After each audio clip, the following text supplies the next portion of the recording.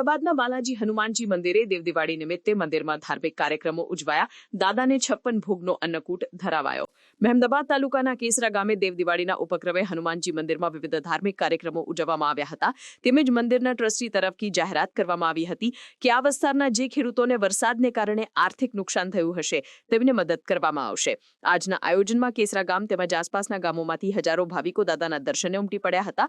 મહેમદાબાદ તાલુકાના કેસરા ગામે આવેલ બાલાજી હનુમાનજી મંદિર દ્વારા એક સુંદર અને ખેડૂતોને સાંત્વના આપતી જાહેરાત કરવામાં આવી હતી, જેમાં મંદિરના ટ્રસ્ટી જાગૃતિબેન મનીષભાઈ ત્રિવેદીએ જણાવ્યું હતું કે હાલમાં પડેલા માવઠામાં આ વિસ્તારના ખેડૂતોને જે નુકસાન થયું હશે તેમાં મદદ કરવામાં આવશે, જેથી મહેમદાબાદ તાલુકાના ખેડૂતોમાં આનંદની લાગણી પ્રવર્તી હતી. તેમજ આજે દેવ દિવાળી નિમિત્તે બાલાજી મંદિરમાં દિવસ દરમિયાન અલગ અલગ ભવ્ય ધાર્મિક કાર્યક્રમો ઉજવવામાં આવ્યા હતા, જેમાં દાદાને 56 ભોગ ધરાવવામાં આવ્યો હતો. તેમજ મંદિરમાં સત્યનારાયણ ભગવાનની કથાનું પણ આયોજન કરવામાં આવ્યું હતું.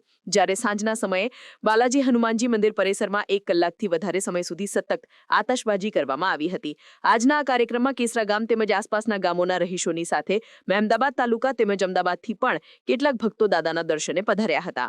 મારું નામ જાગૃતિબેન મનીષભાઈ ત્રિવેદી છે. બાલાજી હનુમાન મંદિર છે આ, અને સમસ્ત બ્રહ્મ પરિવાર ટ્રસ્ટ દ્વારા સંચાલિત બાલાજી હનુમાન મંદિર કેસરાધામ છે આ. અને આજે અમે અન્નકૂટ, સત્યનારાયણ ભગવાનની કથા અને આતશબાજીનો કાર્યક્રમ રાખેલો છે.